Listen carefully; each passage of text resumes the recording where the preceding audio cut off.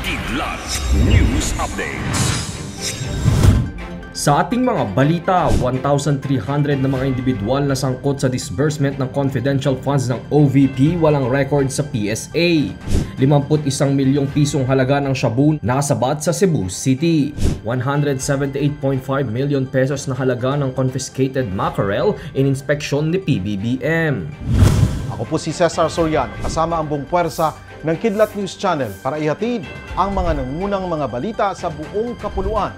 Ngayon, ibinunyag ng Philippine Statistics Authority o PSA na walang record sa National Registry ang mahigit 1,300 individuals na nakatanggap umano ng disbursement mula sa 500 million peso confidential fund ng Office of the Vice President o OVP. Saad ng PSA sa 1,992 na mga pangalan na may koneksyon sa confidential funds ng OVP, 670 lamang ang may tugma sa talaan ng PSA. Nangangahulugan na 1,322 sa mga ito ang walang talaan ng kapanganakan. Ang datos na ito ay mula sa liham ni Civil Registrar General Undersecretary Claire Dennis Mapa kay Manila 3rd District Representative Joel Chua, Chair ng House Committee on Good Government and Public Accountability. Giit ni Chua, ang sertipikasyong ito mula sa PSA ay maituturing na katibayan na gawa-gawa lamang ang mga pangalan upang bigyang katwiran ng disbursement ng confidential funds. Dagdag ni Chua, hindi lamang isang clerical error ang hindi pagtugma ng mga pangalan, kundi tinuturo rin umano nito ang sadyang maling paggamit ng public funds.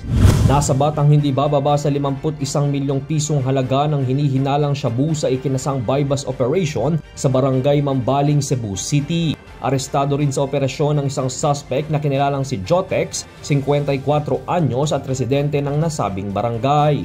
Nasamsam mula sa suspect ang 8 plastic packs ng hinihinalang shabu na may timbang na 7.5 kilograms. Kasalukuyang nasa kustodiya ng pulisya ang suspect at mahaharap sa kasong paglabag sa Republic Act 9165 o ang Comprehensive Dangerous Drugs Act of 2002.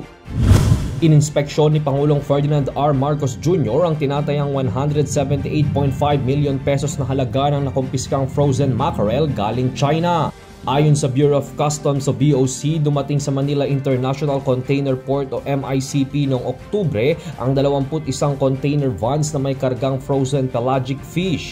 Lumabas sa inspeksyon na kulang sa kinakailangang sanitary and phytosanitary import clearance ang naturang shipment. Kinumpirma naman ng Bureau of Fisheries and Aquatic Resources o BFAR na hindi nagsumite ang importer ng shipment ng aplikasyon para sa mackerel. Kasunod ng pagkumpiska, nagsagawa ng laboratory test ang Department of Agriculture para masuri ang kaligtasan ng frozen mackerel para sa pagkonsumo ng tao. Matapos mapatunayang ligtas na kainin ng mga nakumpiskang isda, ipinamahagi ito ng pamahalaan sa mga komunidad na naapektuhan ng mga nagdaang bagyo. Para sa Kidlat News Updates, ito si Jai Reyes, nag-uulat. Atin niyo pong natungayan ang mga headlines sa mga nakalipas na oras. Manatili nakatutok para sa susunod na updates at breaking news. Ako po si Cesar Soriano, kasama nyo sa bawat pagputo ng balita.